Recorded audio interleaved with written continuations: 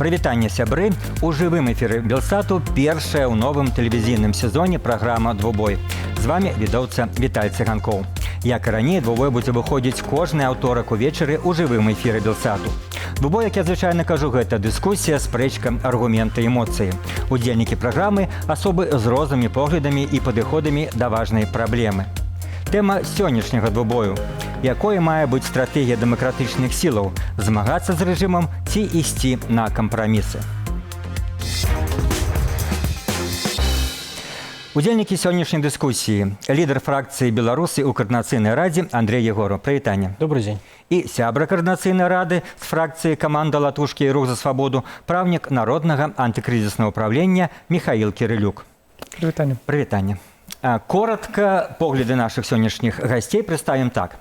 Сённяшняя стратегія дэмакратычных сілаў хутчэй аддаляе дэмакратычныя перамены, чым набліжае іх. Сітуацыя змянілася, і, адпаведна, стратэгія дэмакратычных сілаў мусіла быць перагледжана, мяркуе Андрэй Ягораў. Каб стацца свабоднай краінай, Беларусі трэба карыстацца стратэгіяй дэкаланізацыі. Для гэтага існуюць розныя інструменты, але капітуляцыя сярод іх дакладна няма. Упэўнены Міхаіл Кірылюк. Ну што ж, але пачаткам дыскусіі давайте паглядзім сюжэт Віталя Бабіна, які прэзентуе тэму сённяшняга двубою.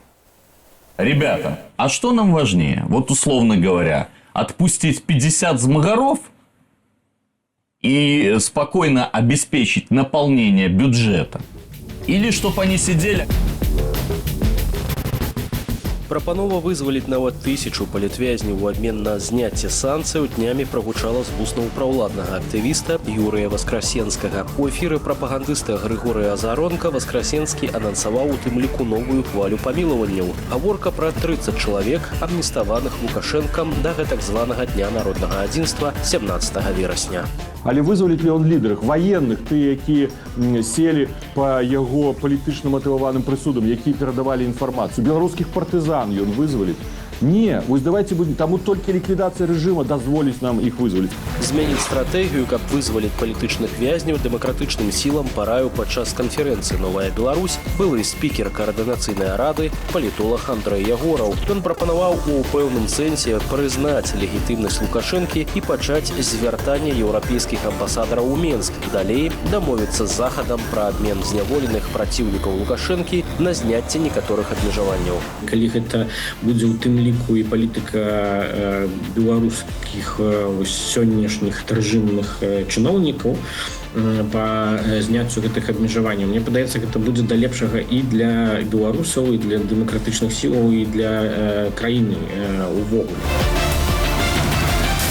З ім не пагаджаецца намеснік кіраўніцы аб'яднанага пераходнага кабінету Павел Латушка, які выступае за бесперапынны ціск на рэжым Лукашэнкі ўсімі магчымымі сродкамі. Доўгатэрміновы ціск патрэбны, і ніколі не было доўгатэрміновага ціску на рэжым Лукашэнкі. Заўсёды, я, прабачце, але ведаю, з таго боку яшчэ кажуць, гэта прыводзіла да таго, што пазней ішлі нейкія эпізадычныя адлігі, якія прывялі да чаго, што зноў кожныя 5 гадоў мы прыходзілі ў тую зваротную кропку, якая была. Адзін інструмент у захаду – гэта прававыя механізмы, кажа лідар Народнага антыкрызіснага ўпраўлення. І гэта адзіная стратэгія – працягваць нарошчваць санкцыі ды шукаць інструменты прыцягнення Лукашэнкі да адказнасці за злачынствы. Пока вы меня не убьете, других выборов не будет. Але ці ёсць стратэгія ў самых дэмакратычных сілаў? У дэмакратычных сілаў такіх рэсурсаў, такіх інструментаў сёння няма.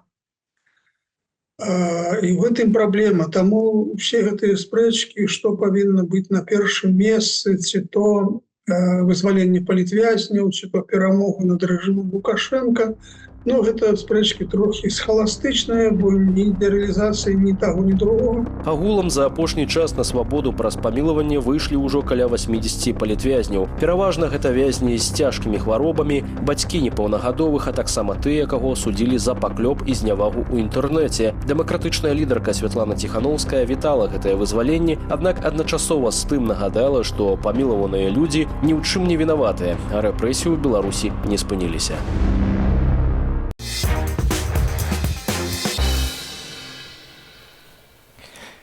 што ж, так выглядае паварот гэтай балючай і вядомай усім нам тэмы. І паводле правілаў дубоя, перад пачаткам дыскусіі мы даем сённяшнім удзельнікам па адной хвіліне, каб максімальна коротка, стратэгічна прадставіць сваю пазіцыю. Калі ласка, Андрей Ягора, ваша хвілінка. Сітуацыя зараз у тым, што на працягу апошніх гадоў стратэгія дэмакратычных сілаў, якую пераследавалі асноўнай структуры дэмакратычных сілаў Беларусі, звязаная з нарошчваннем ціску, дэлегітымацыяй рэжыму, легітымізацыяй паралельнай дэмакратычных сілаў, нарошчваннем санкцыйнага ціску, прыцягненнем Лукашенка да адказнасці, спадзяваннем на тое, што раптоўна ў Беларусі там можа здарыцца новы пад'ём палітычны і пераварот гэтай сітуацыі. Уся гэтая стратэгія фактычна прывяла хутчэй да адваротных вынікаў, чым планавалася. Замест дэлегітымацыі Лукашенка мы бачым, што прызнанне рэжыму ў краіне расце паводле апытанняў грамадскай думкі, а давер да дэмакратычных сілаў зніжаецца. Мы бачым, што санкцыі не даюць чаканага выніку, і ўрэшце сітуацыя змянілася з 2020 году, якая ёсць. Там трэба глядзець проста на тую сітуацыю, як яна ёсць, і адпаведна ёй выбіраць іншыя стратэгіі. Дзякуй, Андрей. Дзякуй, Андрей. Ну што ж, Михаил Кирилюк, ваши контраргументы на хвілінку. Здаецца, што стратэгія ЗСУ, якая з 22 года прадстаўляла сабой супраціў узброены войску РФ, яна не дала выніку. Украіна працягвае страчваць тэрыторыі, украінцы працягваюць гінуць, значыць, трэба здацца і пайсці на умовы Пуціна, таму што няма вынікаў. Ну, неяк так, гэта для мяне гучыць. Калі взяць апошняе, то сёння, дарэчы, Лукашенко выпусціў на поле первага заяву, што ён просіць усіх не падтрымліваць санкцыі, не падтрымліваць узброеную падтрымку і не выступаць на выбарах. Ну, мне здаецца, што гэта якраз той добры спіс, якому трэба следаваць. Што ж, дзякуй, Михаил. Амаль уклаліся абодва сённяшніх удзельнікаў хвілінку. Ну і у нас яшчэ шмат часу, каб выклаць свае аргументы. І, напэўна, я пачну, Андрей, з вас, паколькі новы паварот гэтай, як я сказал, дастаткова старой тэмы прагучаў тады на канферэнцыі ў Вільні, дзе вы выступілі даволі з гучнай заявай пра тое, што трэба мяняць стратэгію. Я спачатку вас проста хочу спытаць, колькі за гэты час і які, скажем, в двукосці эпітэты на свой адрес вы пачулі за гэты свой выступ, за эту сваю пазіцыю. Кім вас абзывалі і што вы гэтым людзям адказваеце?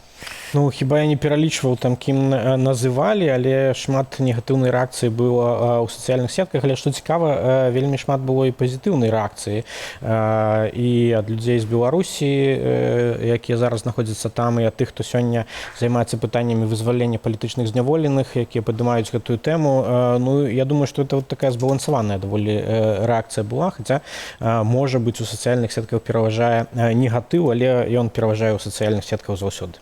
Ну, а тое, што вы, напрыклад, умоўна, скажем, я кажу пра гэтую негатыўную рэакцыю, там, прадаліся ўладзе, вось, што гэтыя аргументы толькі ўладзе і дапамогуць. Што вы на это адказваеце?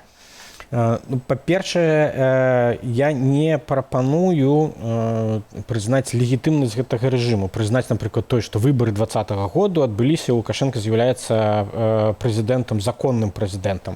Я прапаную зрабіць іншае, я прапаную прыняць рэальнасць, як яна ёсць.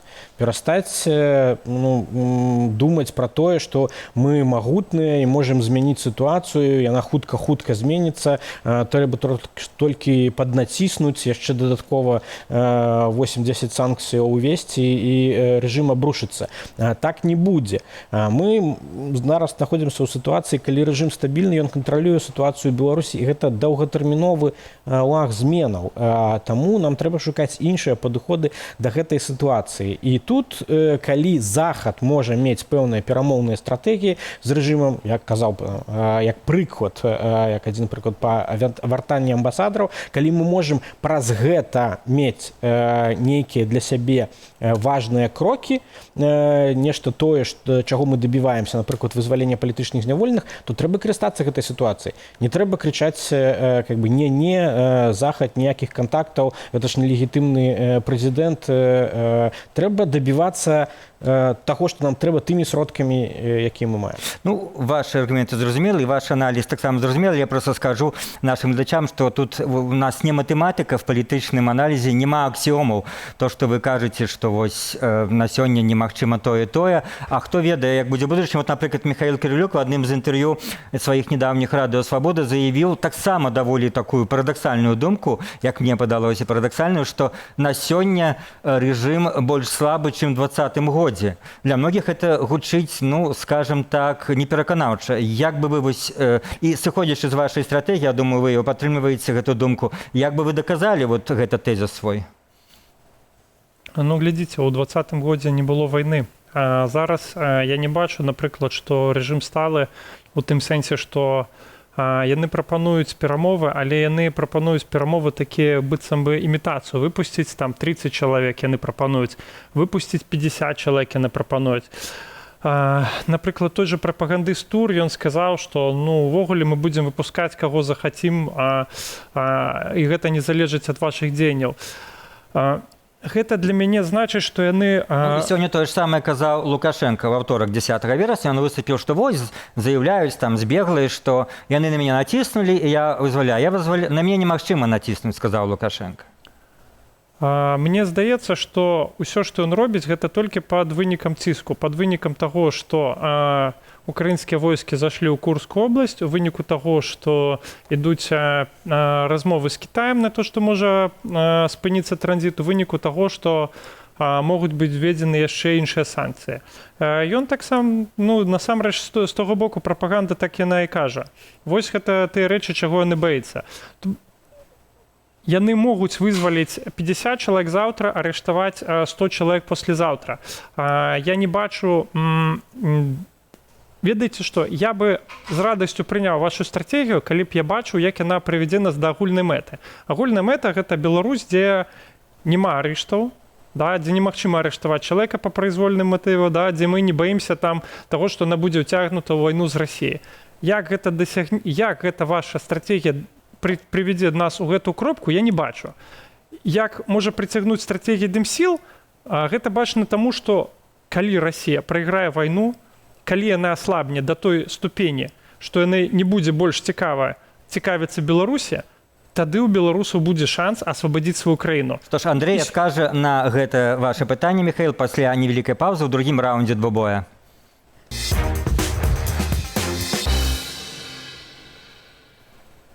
Сёння в двубоі удзельнічаюць Андрэй Егораў і Михаил Кирилюк. І якраз Андрэй Егораў зараз адкажа, паколькі вот асноўная у нас стратэгічная дыскусія вакол таго, якая стратэгія можа прывесці да поспеху. Ці стратэгія павелічэння ціску, альбо эскалацыя, як недавно пра гэта цікава пісаў Іван Кравцоў, ці стратэгія дээскалацыі і пэўных кампрамісаў саступак.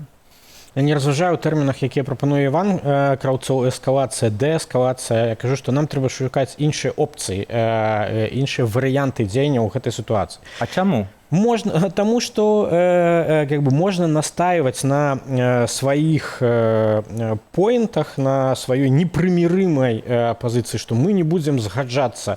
Мы запишем еще 3000 видео, мы зробим 80 новых визитов, проведем 30 конференций о Новой Беларуси, и это зрыне режиму решта, альбо мы починаем сапраўды глядзець на тыя палітычныя механізмы ў той сітуацыі, якія у нас ёсць у руках. І зараз перамоўныя механізмы, якія перш за ўсё ёсць у руках Захада, і мы бачым, што рэжым зацікаўлены, прынамсі моцна даволі сігналізуе пра тое, што ён гатовы да некаторых кантактаў, мы можам скарыстацца гэтай сітуацыяй. І чаму мы мусім не карыстацца тым, што можа прывесці нас да тых мэтах, якія мы хочам, да? Ну, хаця б частковага вызвалення палітычных вязняў. палітвязняў.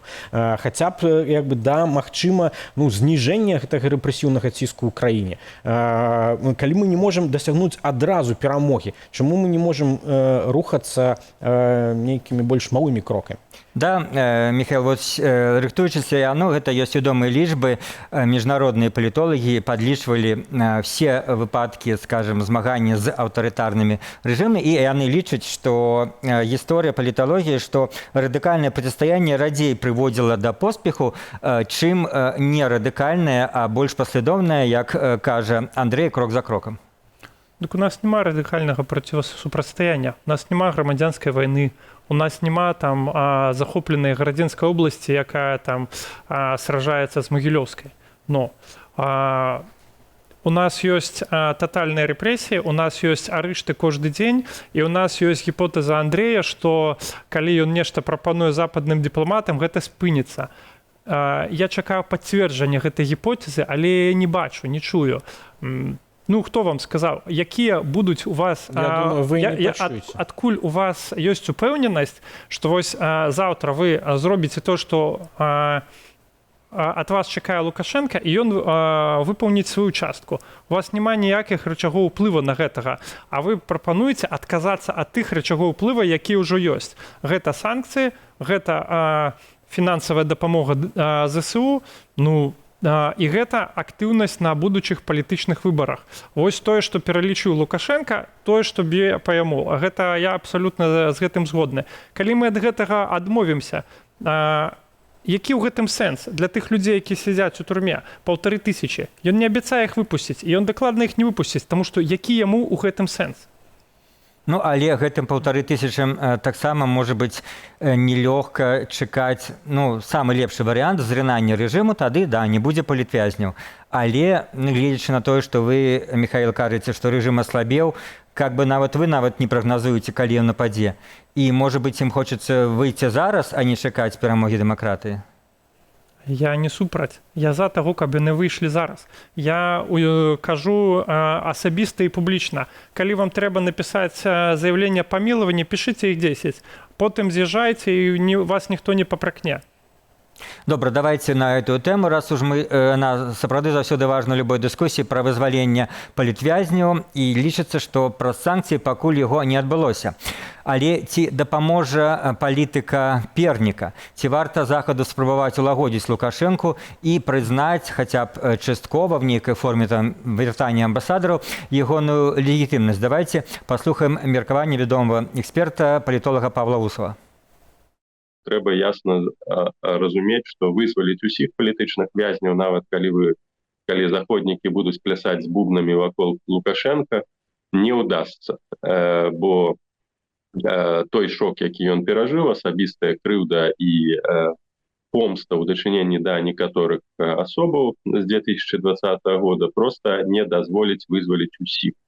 Тым больш не спыніць гэта ніякіх рэпрэсій, бо Беларусь апынулася ў даволі цяжкой геапалітычнай сітуацыі, фактычна страціла сваю суб'ектнасць. Але гэта не азначае, што выкарыстанне такога падыхода не павінна прывесці хаця б да вызвалення некалькі соцень чалавек простых актывістаў. Калі ставіць гэтую мэту, то выкарыстанне падыхода дыялога, нейкіх там кулуарных размоў, яна сябе апраўдвае, бо выратоўваюць жыцці простых людзей, а гэта з'яўляецца прыярытэтам.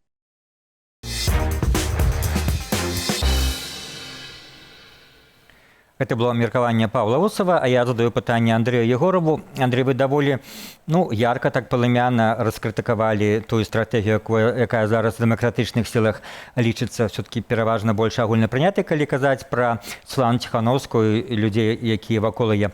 А пакуль не было, можа, часу вас пагаварыць пра то, што вы прапануеце ўзамен, вот больш канкрэтна. Ваша стратэгія, якая альтэрнатыўная гэтай, што прадугледжвае? Зараз трэба карыстацца механізмамі скрытай дыпламатыі і па магчымасці усталёўваць кантакты з палітычным рэжымам, карыстаючыся тымі нагодамі, якія ён для гэтага дае. Вызваленне палітычных вязняў выглядае сёння як пэўны працэс, і гэты працэс трэба пазітыўна ацэньваць. Пакуль што гэтых пазітыўных ацэнак няма.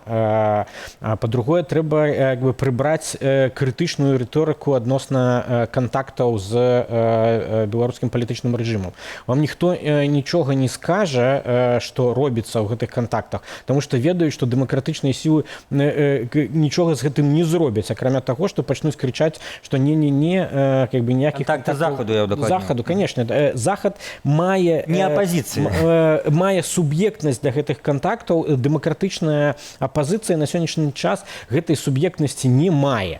І пакуль што у нас ёсць адзіны рэсурс, гэта рэсурс падтрымання даволі высокага ўзроўню кантактаў з самім Захадам, які можа выступаць тым, хто будзе весці перамовы з гэтым рэжымам. І гэта перамоўная стратэгія, якая мусіць грунтавацца на тым, што рэжым мусіць выпускаць палітычных зняволеных і зніжаць рэпрэсіўны ціск, адмаўляючыся ў прынцыпе ад новых рэпрэсіяў і новых пасадак. І падаецца, што вось гэта сітуацыя лібералізацыі ў краіне, як часам не вельмі справядліва называюць вяртанне ў 19 год. Я не думаю, што можа быць вяртанне ў 19 год, можа быць нейкая іншая сітуацыя сённяшняга моманту, але са значна меншым рэпрэсіўным ціскам і са значна большымі магчымасцямі дзеянняў для грамадзянскай супольнасці, яна дазволіць у перспектыве мець значна лепшыя шансы для зменаў у Беларусі, чым яны ёсць зараз. Палітычныя рэжымы трансфармуюцца не ў сітуацыях рэпрэсіяў моцных, закрыцця і рэакцыі, а сітуацыях адлігі. Вось гэтая адліга нам патрэбна як дэмакратычным сілам. І парадаксальна, што гэтая адліга патрэбная зараз і рэжыму для ягонага выжывання. Мы не пераможам заўтра, але паслязаўтра хто ведае. Ці вы згодны, Михаил, бо дастаткова лагічна выглядае, напрямую сценку не расшыбеш, а трэба вось прымусіць гэтую сценку правесці ў сябе адлігу і потым ужо падмываць яе з усіх бакоў. Гэта мне напамінае стратэгію дзеянняў у 2015, 2011, 96 годзе. То бок усе 30 гадоў гэта прыводзіла да паразы. Увесь час. Я не ведаю, чаму зараз вы вырашылі, што гэта дапаможа перамагчы. Таму што ўвесь час, калі пасля выбараў былі рэпрэсіі, потым здымалі санкцыі і потым заставалась улада Лукашенка. То бок гэтая стратэгія... Людзі могуць сказаць, што такая адліга, напрыклад, прывяла да значных дасягненняў у 15-19 годзе, калі расла грамадзянская супольнасць, калі пашыраліся свабоды. Слухайце, я бачу зараз, што вось гэтая стратэгія прымянялась усе 30 гадоў, і ўсе 30 гадоў яна прывяла для ўмацавання рэжыма Лукашэнкі. Вось у мяне зараз такая выснова. І я не бачу, чаму, якія ёсць інструменты для таго, каб зрабіць тое, што вы кажаце. То бок, каб адмовіцца ад сваіх інструментаў уплыва. Гэта я разумею, як можна адмовіцца. Якія інструменты ўплыву ёсць? Мы ж не кантралюем ні санкцыі, якія ўводзяцца, немагчыма адмяняюцца, ні там ціск, ні міжнародны пераслед гэтага рэжыму. Пра якія інструменты, якія ў нас ёсць? Мы адмовімся ад таго, што мы будзем проста настойваць на гэтым. Калі гэта не прыводзіць да вынікаў, можа лепш адмовіцца. Глядзіце, калі Лукашенко нас заклікае ад гэтага адмовіцца, то, напэўна, ён лічыць, што ў нас у руках нейкі ўплыў на гэта ёсць. І чаму яму трэба тады мы, калі ў нас няма ніякага ўплыву?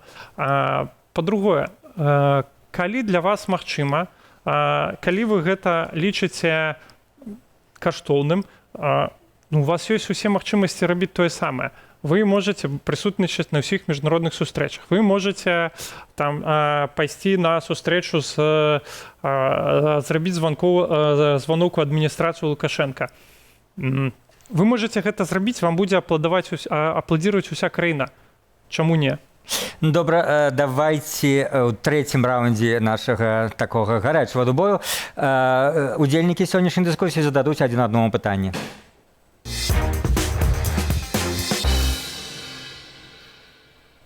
Апошні раз, Михаил, вы говорили, задайте пытанне, калі ласка, Андрею. Андрей, мы с вами знаходзімся у каардынацыйнай радзе. Ці магчыма для вас удзельнічаць у выпрацоўкі сумеснай стратэгіі, напрыклад, з блокам «Латушка», калі яна будзе ўключаць інструменты з абодвух бакоў ці некая магчымасць ўзаемадзеяння?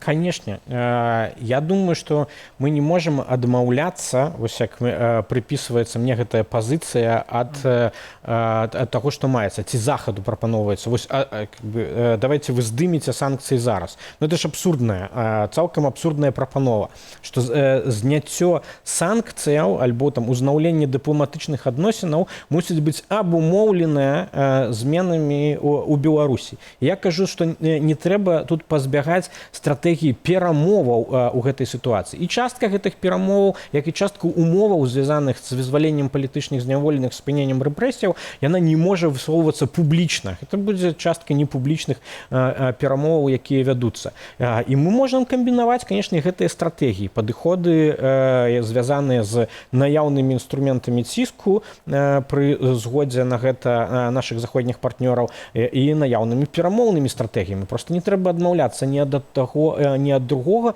Трэба даволі разумна і гібка камбінаваць гэтыя падыходы разам. Таму, канешне, гэта магчыма. Але на чым бы я настойваў, гэта на не сімулятыўным стратэгічным працэсе. Таму што за 3 дні пытанні агульнай стратэгіі звычайна не вырашаюцца. Калі дэмакратычныя сілы збіраюцца, разам робяць фотачкі, і потым кажуць, што вот у нас чарговы план перамога выйшаў. Так не атрымаецца. Дзякую, Андрей. Ваше пытанне Михаилу. Колькі вы гатовы чакаць у гэтай сітуацыі зменаў рэжыма у Беларусі, калі вы настойваеце на тым, што тая стратэгія, якая абраная, яна будзе працягвацца? Колькі вы яшчэ гатовы чакаць? Не тое, чтобы мы чакаем, мы прадпрымаем меры, каб гэта паскорыць. І я лічу, што мы павінны прадпрымаць гэтыя меры, пакуль не будзе асвабаждзены апошні палітвязень у Беларусі. Так это все-таки конечная мэта? Ці конечная мэта все-таки павінна быць звяржэнне рэжыму і усталяванне дэмакратыі ў Беларусі? Вы правильно подметили, гэта адна з канечных мэтаў. Гэта тое, што відавочна на сёння. Я кажу пра вызваленне палітвязняў як найбольш такі значны маркер. Для мяне, і тут маё пытанне да Андрэя, чаму вы лічыце, што рэжым Лукашэнка ўвогуле гатовы выконваць умовы гэтых перамоў? Таму што, што яму зараз мешае выпусціць, напрыклад, 1000 чалавек? Яны хацяць выпускаць 50-20 чалавек, і каб атрымаць эканамічныя умовы, якія былі там 3 гады назад, 4 гады назад, і працягваць весці вайну, мне здаецца, гэта нейкі абсурд. Все-таки, я думаю, варта заўважыць, што асноўныя заходнія санкцыі былі введзены, на жаль, не за рэпрэсіі супраць беларускага народу, а менавіта спачатку за самалёт з Пратасевічам, потым за вайну. І нейкае зняццё санкцыяў, пакуль Беларусь з'яўляецца актыўным суагрэсарам, падтрымлівае Расію ў вайне, не ўяўляецца магчымым, як, в прынцыпе, нашы ўдзельнікі ўжо адзначалі. Акрамя зняцця санкцыяў існуюць яшчэ шматлікія інструменты. Калі Польшча вядзе гэтыя размовы не наўпроставыя, але праз заявы ў медыа, мы бачым, што гэта варыятыўныя падыходы. Яны кажуць пра транспарт, адкрыццё мяжы, і тут шмат яшчэ што можна дадаць да Беларусі, бо гэтых абмежаванняў шмат, і не ўсе яны абумоўленыя выключна санкцыямі і санкцыйным рэжымам, які ёсць. Тыя ж самыя дыпламатычныя адносіны, гэта не тое, што прапісана ў санкцыях і немажліва выканаць. Гэта робіцца па двухбаковых дамоўленасцях, якія ёсць. Таму інструменты наяўныя заўсёды былі і ёсць, і пры паступовых зменах і перамовах мы мусім выкарыстоўваць вось гэты транзактны падыход. Мы гарантыя выканання іхніх дамоўленасцяў ці нашых інтарэсаў будзе толькі тое, што мы не полностью задавальняем іхнія патрэбы, як і яны не полностью будуць задавальняць нашыя. Таму паступова штосьці робіцца адным бокам, штосьці робіцца іншым бокам. І ўвогуле пачатак гэтага звычайна даволі сімвалічны, вельмі малыя саступкі, і толькі пасля некаторых крокаў, пасля поспехаў нефармальнай дыпламатыі, магчыма, некаторых візітаў, мы можам пабачыць штосьці больш грунтоўнае. Цікава, дарэчы, што і тэмы стратэгіі дэмакратычных сілаў тычацца і набліжэння прэзідэнцкай кампаніі. Мы не будзем ужываць слова «выбарыць». Я разумею, што выбараў няма, але літаральна сёння, 10 верасня, Лукашенко збіраў нараду, выступаў. І ўвогуле у мяне такое пытанне, два аспекта. Якая павінна быць стратэгія стаўлення да гэтай кампаніі? Мне здаецца, она любая не будзе ідэальнай, скажем мягка. А па-другое, чаму Лукашенко так хвалюецца? Здаецца, все ж напрацаваны. Рэжым рэпрэсіўны працуе. Выбарчыя камісіі таксама адпаведныя будуць абраныя. І чаму ён выступае, збірае нарады? Ён бачыць в этом праблему, калі мы кажам, вы кажаце, што, маўляў, рэжым трывала, дастаткова на сёння стаіць, то чаму ж ён так паказвае ўвесь час сваё хваляванне з гэтай нагоды? Рэжым кантралюе палітычную сітуацыю ў Беларусі. Мы бачылі, што у гэтым годзе яны дастаткова проста правялі парламенцкія выбары, і гэта можа быць паўторанае ў 25-м годзе. Я не бачу, што ў іх пазбавіліся інструменты, якія дазволілі арганізаваць ім гэта ў лютым гэтага года і не дазволяць зрабіць гэта ў наступным годзе. Але выбары, асабліва прэзідэнцкія выбары, гэта такі час для ўсіх аўтарытарных рэжымаў, які нервовы. Ім трэба, каб гэта прайшло гладка. Ім не патрэбныя дадатковыя праблемы, якія ўзнікаюць ці могуць узнікнуць. Тым больш відавочна, што гэтыя выбары збіраюцца выкарыстоўваць у нейкай палітычнай гульні, калі ідзюць нейкія размовы пра магчымае запрашэнне назіральнікаў, чаго не было, калі ідзе нейкі працэс вызвалення палітычных зняволеных, і мы ведаем з гісторыі, што рэжым любіць гуляцца так званай лібералізацыі падчас выбараў. Магчыма, зноў-такі, гэта тое, што яны збіраюцца зрабіць і гэтым разам. І у маёй логіцы гэтым можна скарыстацца для таго, каб прынамсі дасягнуць некаторых вынікаў важных для дэмакратычных сілаў. А Михайла, ваша логіцы, як трэба ставіцца да гэтай выбарчай кампаніі? Я думаю, што калі Андрей справядліва прызнае, што інструменту уплыву на выкананне Лукашенка нейкіх абяцанняў няма, то зараз трэба фокусавацца на тым, каб гэтых інструментаў было больш. То бок падтрымліваць ЗСУ у тым, што яны робяць, падтрымліваць санкцыйны ціск і працягваць працаваць над тым, каб ўсё ж такі гэтая кампанія не прайшла так, як чакае адміністрацыя Лукашенка. І вось гэта і будзе той інструмент, які у будучым заставіць выконваць нешта. Вось і ўсё. А што канкрэтна? Вы думаеце, мог бы хто-небудзь з апазіцыйных лідараў, напрыклад, заклікаць беларусаў Беларусі да нейкіх дзеянняў, якія, відавочна, несуць пэўную небяспеку, ці на гэта ніхто не вырашыцца, это не трэба? У мяне зараз ёсць толькі ўражанне аб тым, што дакладна павінна быць нешта акрамя байкота. Таму што байкот гэта будзе самая пройгрышная стратэгія. Што замест байкота, я зараз не магу сказаць, але дакладна што заўгодна, толькі не байкот. А, дарэчы, коротка, бо час уже не шмат, і это не асноўная тэма нашай праграмы, але цікава да вас даведацца ваша меркаванне, зараз гучаць розныя, па-вашаму, Лукашенка пойдзе на гэтыя выбары? Я думаю, што пойдзе. Прынамсі, ягоная псіхалагічная канстытуцыя і завязанасць на ўладу, пакуль ён можа, мне падаецца, ён ніколі не адмовіцца. Але фізіялагічная канстытуцыя ўжо дае ім званочкі іншыя. Дае, але пакуль што яны не тое, каб такія ўжо крытычныя. Не так гучна звіняць. Мы бачым, што ён яшчэ можа выконваць функцыі так званага прэзідэнта зараз, і мне падаецца, што пакуль ён можа, ён будзе. Ён не зможа ад гэтага адмовіцца. І зноў-такі, але калі будзе перадача улады і транзит улады, то гэта таксама стварае там вельмі складаную сітуацыю для самога рэжыму. І тут трэба дадаткова абмяркоўваць. І калі ўжо казаць пра стратэгію, то вось гэтая сітуацыя, якая у перспектыве разумных гадоў можа з'явіцца, яна падлягае абмеркаванню паміж дэмакратычнымі сіламі. Михайло, ваше ўражанне пойдзе? Нягледзячы на стан здароўя і на все небяспекі, і на все свяржэння, што нібыта не толькі захаду, ему плеваць на захад, нібыта і Маскве гэта не вельмі падабаецца, але такое казалі з 2020 года. Я думаю, дакладна пойдзе. Зараз любыя змены ствараюць для іх дадатковыя фактары рызыкі.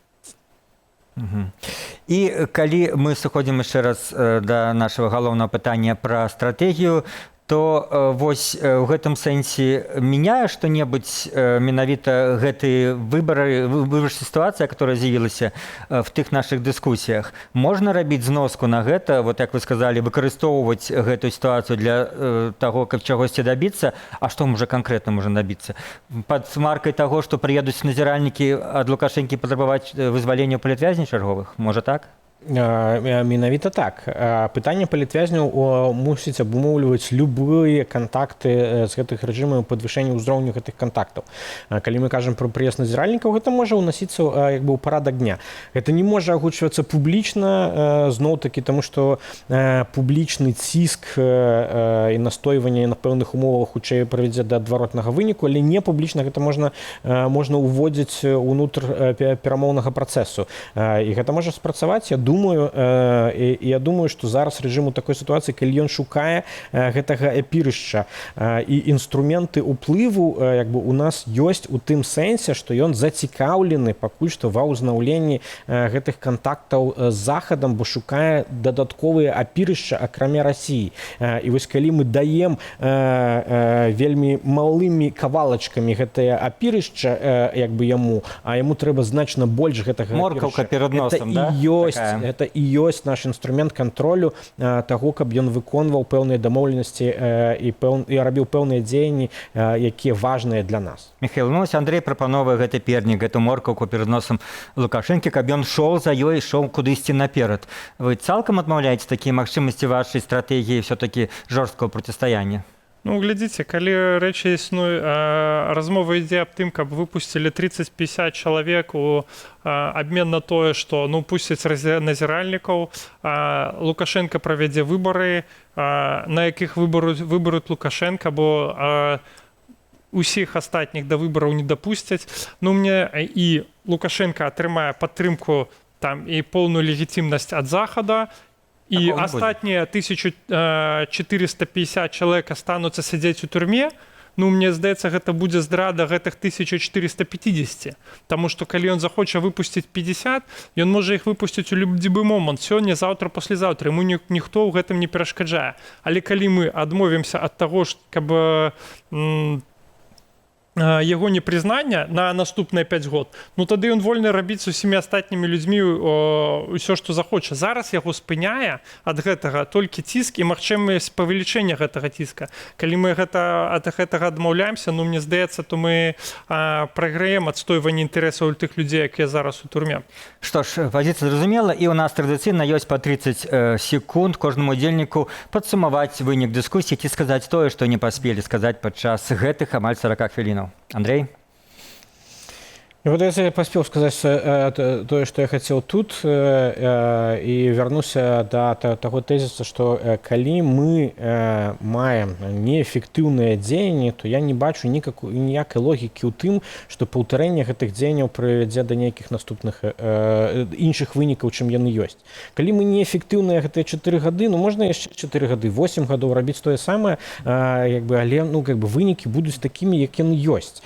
І калі не змяняць гэтую гэтую стратэгію, не шукаць новых падыходаў, то я думаю, што гэта прывядзе да поўнай маргіналізацыі дэмакратычных сіл. Яны і так губляюць гэты ўплыў, як бы у рэшце рэшт гэты ўплыў будзе згублены цалкам, і як у 2020 годзе толькі новыя фігуры з Беларусі урэшце выйдуць на першы план і как бы штосьці зробяць замест той апазіцыі, якая сёння ёсць, якая ні на што. Дякую, Андрей Егоров, дякую. Михаил Кирлюк, ваш 30 секунд. Мне здаецца, што той працу, якую робіць з 2020 по 2024, яна зрабіла рэжым Лукашенка самым неўстойлівым за апошнія 30 год. Мне здаецца, неэфектыўным была праца перамоў з імі і капітуляцыі, якая была папярэдняя 27 год, ці колькі з 94 по 2020. А зараз у яго самая неўстойлівая сітуацыя, і горшае, што можам мы зрабіць, гэта адмовіцца ад гэтага. Што ж, дзякую удзельнікам. Андрей Егоров і Михаил Кирилюк сёння былі ў двубоі, у якім мы, спадзяюся, трошкі наблізіліся да ісціны і разумення сітуацыі.